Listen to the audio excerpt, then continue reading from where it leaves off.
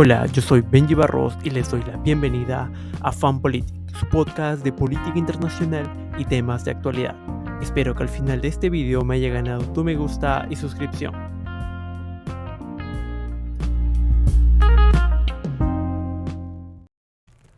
En el capítulo de hoy vamos a hablar del fin del pacifismo japonés y el rearme por parte de Japón en este 2023.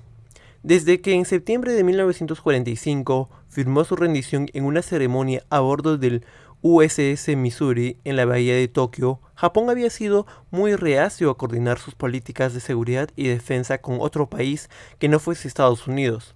Así permanecía fiel a la llamada doctrina Yoshida, en alusión al primer ministro Shigeru Yoshida, que gobernó Japón entre 1946 y 47 y 1948 y 1954. Que creó la Fuerza de Autodefensa Japonesa que sustituyen al antiguo ejército imperial. La doctrina Yoshida estableció el principio fundamental de la política exterior japonesa de la posguerra. En adelante, Tokio confiaría su seguridad exterior a Washington, para que pudiera concentrar su atención en reconstruir la economía. Hasta hoy, Estados Unidos mantiene más de 57.000 efectivos militares repartidos en 85 instalaciones militares en el archipiélago nipón, más que en ningún otro país del mundo. Esas bases fueron utilizadas por parte del Pentágono en la guerra de Corea, Vietnam, Irak y Afganistán.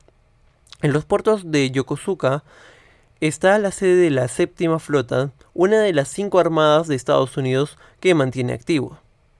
La otra razón de esa actitud reticente obedece al estricto pacifismo consagrado en la Constitución de 1947, que nunca ha sido enmendada pese a que fue redactada por una veintena de juristas estadounidenses durante la ocupación.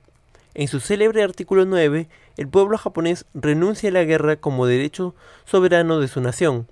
Eran otros tiempos. En el 5 de enero del 2022, Fumio Kishida y Scott Morrison, primeros ministros japonés y australiano, respectivamente, firmaron varios acuerdos de defensa para coordinar maniobras militares conjuntas en el Pacífico Norte, el Mar de China Meridional y el Estrecho de Taiwán, en previsión de crisis y desastres inminentes. Hasta ahora, las unidades navales de la Fuerza de Autodefensa solo podían participar en ejercicios militares con la Armada Real Australiana en el Índico y el Pacífico Sur. Japón tenía suscrito con Washington un acuerdo de acceso recíproco similar para un país que valora continuamente la estabilidad en asuntos de política exterior. Se trata de casi un cambio revolucionario. Desde 2006, Japón ha tenido 7 jefes de gobierno que solo cumplieron un año en el poder, meses más, meses menos, lo que distrajo su atención sobre cuestiones exteriores. De hecho, el único que dio un giro a las relaciones internacionales japonesas fue Shinzo Abe, el único que recientes primeros ministros que pudo evitar la maldición del primer año, cumpliendo 9 ejercicios en el cargo en 2 periodos. Antes de renunciar el 2020 por cuestiones de salud, Abe impulsó una revisión integral del pacifismo oficial para facilitar acuerdos de defensa con terceros países, como el que ha firmado con Canberra. Un hito en un camino que ha sido largo y accidentado. Desde hace décadas, el gasto de defensa japonés ronda el 1% del PIB, lo que ha impedido a la tercera economía mundial proyectar su poder militar. La alianza con Washington, sus propósitos de enmienda tras el pasado imperialista y los bombardeos nucleares de Hiroshima y Nagasaki explican justamente el rechazo de la mayoría de los japoneses a cambiar el artículo 9. El Tratado de Seguridad Mutua firmado en 1951 por Estados Unidos y Japón, por otra parte, fijó el modo por el cual Japón podía permitir a las fuerzas del Pentágono permanecer en su territorio después de que el país recuperara su soberanía. En 1960, el acuerdo original se revisó para formalizar un compromiso de defensa explícito en caso de ataque. En 1967, sin embargo, el primer ministro Eisaku Endo estableció los llamados 3 principios nucleares: no posesión, no producción y no despliegue de armas atómicas. Endo respondía así a la precaución de que la cabeza nuclear que Estados Unidos tenía en sus bases japonesas expusieran al país a represalias de la Unión Soviética, China o Corea del Norte. El revisionismo en Tokio. Desde entonces, el pacifismo japonés a ultranzas ha ido menguando a medida que el mundo se hacía más multipolar y Estados Unidos exigía más esfuerzos en defensa por parte de sus aliados. En 1992, una nueva ley japonesa estipuló la condición en la que las fuerzas de autodefensa podrían participar en misiones de cascos azules de la ONU. En 1993, Japón envió a Camboya su primera unidad militar al exterior. En noviembre de 2011, el gobierno de Junichiro Koizumi envió unidades navales a las fuerzas de autodefensa al Índico para ayudar el apoyo logístico al Pentágono en Afganistán, en la primera misión militar exterior durante operaciones de combate desde 1945. En 2015 también, por primera vez, el gobierno de Abe reinterpretó la constitución para permitir a las fuerzas de autodefensa acudir en defensa de países aliados, aunque solo en circunstancias muy específicas y restringidas. En 2018, Tokio anunció que gastaría en 5 años 240.000 millones de dólares en defensa, una cifra sin precedentes que incluye compra de armamento de Estados Unidos e inversiones en innovación y desarrollo en tecnologías militares avanzadas. En 2020, Estados Unidos aprovechó la venta de 105 cazas F-35 a Japón. En octubre de 2021, el Partido Liberal Democrático PLD, que ha estado en el poder desde los años 50, salvo dos breves paréntesis, se comprometió a duplicar el gasto militar, hasta el 2% del PIB, aunque sin especificar los plazos. Ese año finalmente la Dieta aprobó un presupuesto de defensa que equivalía al 1.9% del PIB, la primera vez en mucho tiempo que el gobierno superaba el límite informal del 1%. El ascenso del dragón.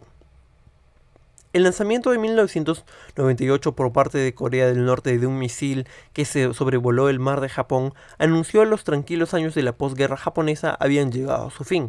Tokio empezó a colaborar con Estados Unidos en el desarrollo de un sistema de misiles de defensa antiaérea. Sus previsiones no se equivocaron. El 18 de enero de 2022, Pyongyang lanzó 2 misiles balísticos de corto alcance, la cuarta prueba en un mes. En septiembre del año pasado, había reunido 2 pruebas misilísticas tras el hiato de 6 meses, incluyendo el lanzamiento de misiles crucero desde trenes y submarinos. El 5 y el 11 de enero lanzó 2 misiles hipersónicos capaces de cambiar su trayectoria en pleno vuelo. Sin embargo, Corea del Norte no es la principal preocupación japonesa, sino el auge de China, que desde la crisis de 1996 en el estrecho de Taiwán, el ascenso de China ha centrado la atención de Washington y Tokio, que mantienen una disputa con Pekín por la posesión de unos islotes y un centenar de kilómetros de Taiwán, que Japón llamaba Senkaku y China Diaoyu. Pekín las considera parte de su provincia de Taiwán. China tiene ya una presencia naval constante con destructores, naves anfibias y corbetas de misiles entre el sur de Japón y Taiwán, en la cadena de islas que Tokio llama Nansei, un potencial campo de batalla si Pekín decide a invadir a la isla rebelde, en este caso haciendo referencia a Taiwán. Entre 1937 y 1945, Japón libró en China la mayor guerra en Asia en el siglo XX, que se cobró con 20 millones de vidas el 90% de las víctimas del Teatro del Pacífico, por lo que se sabe objetivamente el objetivo privilegiado del revanchismo chino. En términos de poder adquisitivo, las mayores economías del mundo son en este orden: China, Estados Unidos, India, Japón y Alemania. En los cines chinos son frecuentes los estrenos de películas bélicas ultranacionalistas con títulos como El Sacrificio y El Sol Rojo. Todas las películas que se estrenen en China deben pasar por el filtro de la censura oficial. En 2021, el 89% de las películas que se distribuyeron entre los 82.000 cines del país, más del doble de los que existen en Estados Unidos, fueron de producción local. La más taquillera de todo el mundo el año pasado fue La Batalla del lago Changjin, que había recaudado más de 800 millones de dólares solo en China. La elección de ese episodio de la Guerra de Corea no tiene nada de casual.